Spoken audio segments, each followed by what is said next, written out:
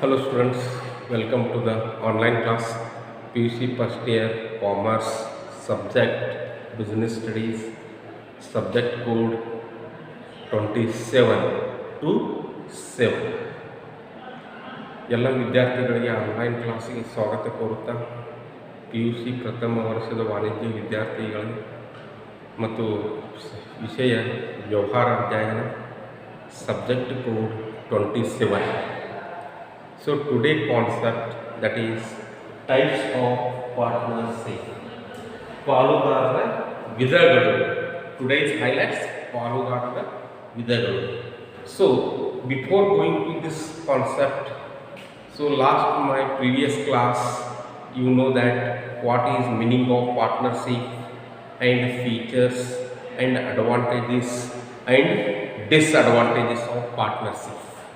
So now we come to the partners types or partnership types.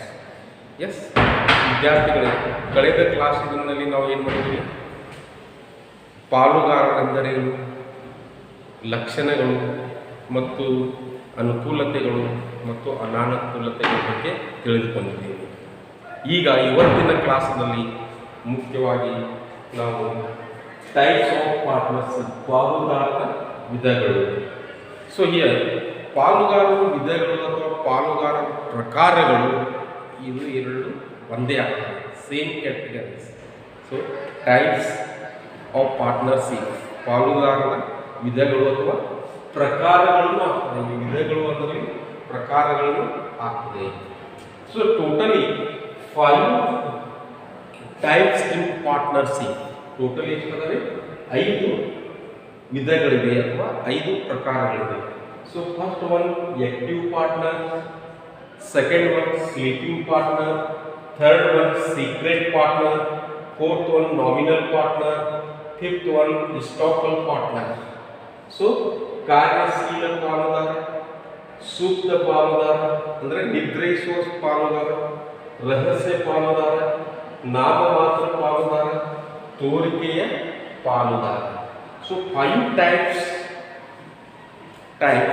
are included in the partnership. Totally 5 ಪ್ರಕಾರಗಳಿವೆ ಪಾಲುದಾರರಲ್ಲಿ. ಮೊದಲನೇದು active partner, ಸಕ್ರಿಯ ಪಾಲುದಾರ. ಅಂದರೆ ಯಾವ ಸಕ್ರಿಯ ಅಂದರೆ ಕಾರ್ಯಶೀಲ ಪಾಲುದಾರ. ಎರಡನೇದು ಸ್ಲೀಪಿಂಗ್ ಪಾರ್ಟ್ನರ್. ಸ್ಲೀಪಿಂಗ್ ಪಾರ್ಟ್ನರ್ ಸೂಕ್ತ ಪಾಲುದಾರ ಅಥವಾ ನಿದ್ರಿಸುವ ಪಾಲುದಾರ ಅಂತ ಕರೀತಾರೆ. ಥರ್ಡ್ ಒನ್ ಸೀಕ್ರೆಟ್ ಪಾರ್ಟ್ನರ್, ರಹಸ್ಯ ಪಾಲುದಾರ ಅಂತ ಕರೀತಾರೆ. ಫೋರ್ತ್ ಒನ್ ನಾಮಿನಲ್ ಪಾರ್ಟ್ನರ್, ನಾಮ ಮಾತ್ರ ಪಾಲುದಾರ. ಫಿಫ್ತ್ ಒನ್ ಹಿಸ್ಟಾರಿಕಲ್ ಪಾರ್ಟ್ನರ್, ತೋರಿಕೆಯ ಪಾಲುದಾರ. ಇವು 5 ವಿಧಗಳು ಏನಿವೆ ಪಾಲುದಾರರಲ್ಲಿ ಇವೆ. ಹೀಗಾಗಿ ಇವು ಯಾಕೆ ನಾವು ಅಭ್ಯಾಸ ಮಾಡಬೇಕು? Hi you studies all the partners. So we study one by one. But before we going to the types of partnership, we first study about the partnership. So you know that last my previous class what is partnership, meaning, definitions, features, advantages and disadvantages. So now you the meaning of partnership. Partnership business 2 or more persons, last 50 persons, yes, included and started the business. ಇಬ್ಬರು ಅಥವಾ ಇಬ್ಬರಕ್ಕಿಂತ ಹೆಚ್ಚು ವ್ಯಕ್ತಿಗಳು ಕೂಡಿಕೊಂಡು ಏನು ಮಾಡ್ತಾರೆ, ಪಾಲುಗಾರಿಕೆ ಸಂಸ್ಥೆಯನ್ನು ಸ್ಥಾಪನೆ ಮಾಡ್ತಾರೆ. ಬಂದ ಲಾಭವನ್ನು ಅವರ ಒಪ್ಪಂದದ ಪ್ರಕಾರ ಹಂಚಿಕೊಳ್ಳುತ್ತಾರೆ. ಇದಕ್ಕೆ ಪಾಲುದಾರರ ಒಪ್ಪಂದ ಅಥವಾ ಪಾಲುದಾರರಿಗೆ ಅಂತ ಕರೀತಾರೆ. ಸೊ ಇಲ್ಲಿ ಇಬ್ಬರು ಅಥವಾ ಇಬ್ಬರಕ್ಕಿಂತ ಹೆಚ್ಚು ವ್ಯಕ್ತಿಗಳು ಅಂದರೆ ಇಬ್ಬರಕ್ಕಿಂತ ಹೆಚ್ಚು 50 ಲಾಸ್ಟು, ಎಸ್, ಗರಿಷ್ಠ ಎಷ್ಟು 50 ಮೆಂಬರ್ಸ್ ಇರಬೇಕು, ಪಾರ್ಟ್ನರ್ಸ್ ಇರಬೇಕು ಅಂತ ಹೇಳ್ತಾರೆ. ಹೀಗಾಗಿ ಇಲ್ಲಿ ಆಕ್ಟಿವ್ ಪಾರ್ಟ್ನರ್ಸ್, ಸಕ್ರಿಯ ಪಾಲುದಾರ ಒಂದನೇದು ಟೈಪ್ಸ್. ಕಾರ್ಯಶೀಲ ಪಾಲುದಾರ, ಈ ಕಾರ್ಯಶೀಲ ಪಾಲುದಾರ ಅಂದರೆ ಯಾರು? Active partner. Who is active partners in partnership business? What is his work? Yes, ಅಂದರೆ ಆಕ್ಟಿವ್ ಪಾರ್ಟ್ನರ್ ಅಂದರೆ ಯಾರು, ಅವನ ಕೆಲಸವೇನು, ಇಲ್ಲಿ ನಾವು ಗೊತ್ತು ಮಾಡ್ಕೋಬೇಕಾಗಿದೆ. So active partner is the partner in partnership firm. So he doing all activities in partnership work. Yes, whether it is sale or buy or purchase sections, sales section, anything. So he should be manage all the things in the partnership firm. Means that is active partner looking all the business affairs, day to affairs, and involving always in the business. He is called active partner. ಕಾರ್ಯಶೀಲ ಪಾಲುದಾರ ಅಂದರೆ ಏನು ನಿಮಗೆ ಅರ್ಥ ಹೇಳಬೇಕಂದ್ರೆ ದೈನಂದಿನ ವ್ಯವಹಾರಗಳಲ್ಲಿ ಅಥವಾ ಚಟುವಟಿಕೆಗಳಲ್ಲಿ ತೊಡಗಿರುತ್ತಾನೆ.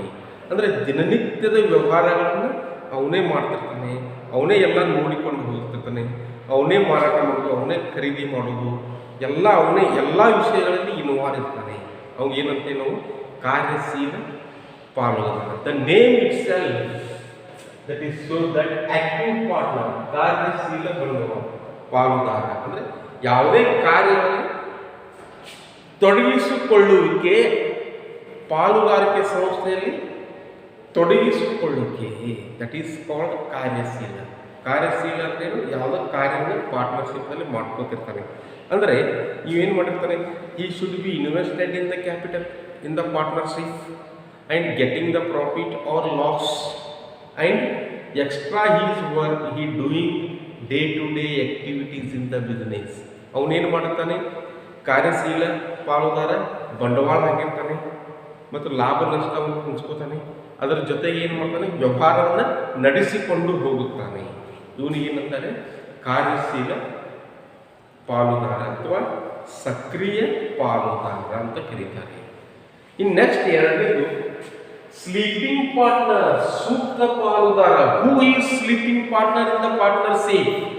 Sleeping partner means he invested the capital, not participate in the day-to-day activities in the partnership firm, but he should be liable for the outsiders, loans, anything. ಅಂದರೆ ಸ್ಲೀಪಿಂಗ್ ಪಾರ್ಟ್ನರ್ ಅಂದರೆ ಸೂಕ್ತ ಪಾಲುದಾರ. ಸೂಕ್ತ ಪಾಲುದಾರ ಅಂದರೆ ನಿದ್ರೆಯಿಸುವ ಪಾಲುದಾರ ಅಂತ ಕರೀತಾರೆ, ನಿದ್ರೆ ಮಾಡೋ ಪಾಠ.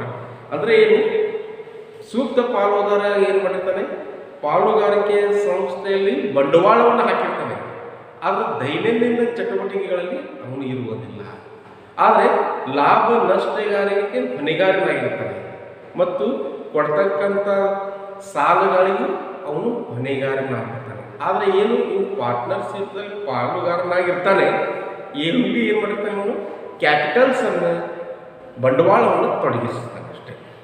ಎಸ್, ಇವಾಗ ಏನಂತಾರೆ, ನಾವು ಸ್ಲೀಪಿಂಗ್ ಪಾರ್ಟ್ನರ್ ಅಂತ ಕರಿತೀವಿ. ಥರ್ಡ್ ಒನ್ ಸೀಕ್ರೆಟ್ ಪಾರ್ಟ್ನರ್, ರಹಸ್ಯ ಪಾಲುದಾರ ಅಂತ ಕರೀತೀವಿ. So secret partner is the partner he invested capital in the business, yes, but unknown to the publics. Yes, he invested the capital in the partnership firm, also he getting the profit or loss in the partnership firm, but he disclose to anyone. ಅಂದರೆ ಏನು, ರಹಸ್ಯ ಪಾಲುದಾರ ಅಂದರೆ ಏನು, ಅವನು ಪಾಲುಗಾರಿಕೆ ಸಂಸ್ಥೆಯಲ್ಲಿ ಬಂಡವಾಳವನ್ನು ಹಾಕಿರ್ತಾನೆ ಮತ್ತು ಲಾಭ ನಷ್ಟಗಳಿಗೆ ಹೊಣೆಗಾರನಾಗಿರ್ತಾನೆ ಮತ್ತು ಕೊಡ್ತಕ್ಕ ಸಾಲಗಳಿಗೂ ಸುತ್ತ ಅವನು ಏನಾಗ್ತಾನೆ, ಹೊಣೆಗಾರನಾಗಿರ್ತಾನೆ. ಆಗ ಇನ್ ದ ಪಬ್ಲಿಕ್ ಒಳಗೆ, ಪಬ್ಲಿಕ್ ಐಸ್, ಪಬ್ಲಿಕ್ ಕಣ್ಣಲ್ಲಿ ಏನು ಮಾಡ್ತಾನೆ, ಇವನು ಕಾಣುವುದಿಲ್ಲ. ಇವನಿಗೆ ಏನಂತಾರೆ, ರಹಸ್ಯ ಪಾಲುದಾರ ಅಂತ ಕರೀತಾರೆ. ಇವ್ನು ಬಂಡವಾಳ ಹಾಕಿರ್ತಾನೆ, ಲಾಭ ನಷ್ಟವನ್ನು ತೆಗೆದುಕೊಳ್ತಿರ್ತಾನೆ, ಬಟ್ ಏನು ಮಾಡ್ತಿರ್ತಾನೆ, ಜನರಿಗೆ, ಸಾರ್ವಜನಿಕರಿಗೆ ಏನಂತ ಇವನು ಪಾಲುಗಾರನ ರಹಸ್ಯವಾಗಿಟ್ಟಿರ್ತಾರೆ. To only invested capital in the partnership, but his name not disclose in the partnership firm. Next nominal partner, ನಾಮಮಾತ್ರ ಪಾಲುದಾರ. So here nominal partners is liable to the outsiders, debtors, creditors, outsiders. Yes, ನಾಮಮಾತ್ರ ಪಾಲುಗಾರರು ಏನು ಮಾಡಿರ್ತಾರೆ, ಹೆಸರಿಗೆ ಮಾತ್ರ ಪಾಲುಗಾರನಾಗಿರ್ತಾನೆ. ಇವನು ಬಂಡವಾಳವನ್ನು ತೊಡಗಿಸಿರುವುದಿಲ್ಲ, ಲಾಭ ನಷ್ಟವನ್ನು ತೆಗೆದುಕೊಳ್ಳೋದು. ಆದರೆ ಸಂಸ್ಥೆಯ ಹೊಣೆಗಾರಿಕೆಗಳಿಗೆ ಜವಾಬ್ದಾರನಾಗಿರ್ತಾನೆ. ಎಸ್, ಸಂಸ್ಥೆಯ ಹೊಣೆಗಾರಿಕೆಗಳಿಗೆ ಜವಾಬ್ದಾರನಾಗಿರ್ತಾನೆ. ಇವನು ಏನಂದ್ರೆ ನಾನು ಮಾತ್ರ ಪಾಲುಗಾರ, ತೋರಿಕೆಯ ಪಾಲುಗಾರ. What he is acting, he doing in front of public as a partner in the partnership firm. ಜನರಿಗೆ ಏನು ತೋರಿಸ್ತಾನೆ, ನನ್ನ ಪಾರ್ಟ್ನರ್ ಅದನ್ನ ತೋರಿಸ್ತಿರ್ತಾನೆ, ಆದರೆ ಅವನು ಪಾರ್ಟ್ನರ್ ಇರುವುದಿಲ್ಲ. So but he is the liable to the outside loans. ಅವನು ಹೊರಗಿನ ಸಾಲಗಳಿಗೆ ಹೊಣೆಗಾರನಾಗಿರ್ತಾನೆ. ನೆಕ್ಸ್ಟ್ ಇಸ್ಟಾಪಲ್ ಪಾರ್ಟ್ನರ್ಸ್, ತೋರಿಕೆಯ ಪಾಲುದಾರ ಅಂತಾರೆ. ಇಸ್ಟಾಪಲ್ ಪಾರ್ಟ್ನರ್ಸ್ ಮೀನ್ಸ್ ವಾಟ್? ಹಿಡ್. ಇಸ್ಟಾಪಲ್ ಪಾರ್ಟ್ನರ್ಸ್ ಅಂದ್ರೆ ತೋರಿಕೆಯ ಪಾಲುದಾರ. He is not invested capital in the business, he is not getting a profit or loss, but he is the liable for liabilities. ಅವು ಏನು ಮಾಡಿರ್ತಾನೆ, ಬಂಡವಾಳನ ಹಾಕಿರ್ಬೋದು, ಆದರೆ ಕಂಪನಿಯ ಅಥವಾ ಸಂಸ್ಥೆಯ ಸಾಲಗಳಿಗೆ ಮಾತ್ರ ಏನು ಮಾಡಿರ್ತಾನೆ, ಹೊಣೆಗಾರನಾಗಿರ್ತಾನೆ. ಅವ್ರಿಗೆ ಏನಂತಾರೆ, ತೋರಿಕೆಯ ಪಾಲುದಾರ. ಅಂದರೆ ಪಬ್ಲಿಕ್ಕಿಗೆ ಏನು ಮಾಡ್ತಾನೆ, ತೋರಿಸ್ತಿರ್ತಾನೆ ನಾನು ಪಾಲುದಾರ ಅನ್ನೋದನ್ನು, ಆದರೆ ಪಬ್ಲಿಕ್ ತೋರಿಸಿದಂಗೆ ಅಷ್ಟೇ ಆ ಸಾಲಗಳಿಗೆ ಅವನೇನು ಮಾಡ್ತಾನೆ, ಹೊಣೆಗಾರನಾಗಿರ್ತಾನೆ. So these are the 5 important types of partnership firm. ಈ 5 ವಿಧಗಳು ಏನದಾವ ಪಾರ್ಟ್ನರ್ಶಿಪ್ದಲ್ಲಿ ಬರ್ತವೆ. ಈಗಾಗಲೇ ನೀವು ಪ್ರೀವಿಯಸ್ ಕ್ಲಾಸ್ದಲ್ಲಿ ಏನು ಮಾಡಿದ್ದೀರಿ, ಪಾರ್ಟ್ನರ್ಶಿಪ್ ಅಂದರೆ ಏನು, ಅನುಕೂಲತೆಗಳು ಮತ್ತು ಅನಾನುಕೂಲತೆಗಳನ್ನು ತೆಗೆದುಕೊಂಡಿದ್ದೀರಿ, ತಿಳ್ಕೊಂಡಿದ್ದೀರಿ.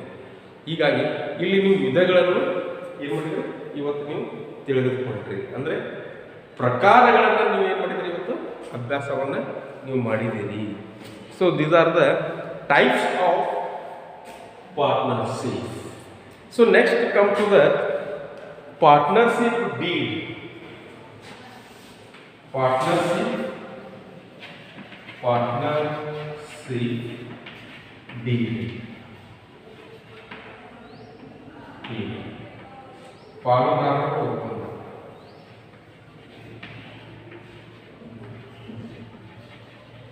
ಒಪ್ಪಂದ. So this is the partnership deed, ಪಾಲುದಾರರ ಒಪ್ಪಂದ. This one called partnership deed. ಪಾಲುದಾರರ ಒಪ್ಪಂದ ಅಂದರೆ ಏನು? What is meaning of partnership deed? So in partnership deed includes, that is, rules and regulations. Rules and regulations and conditions regarding to the agreement is called partnership deed.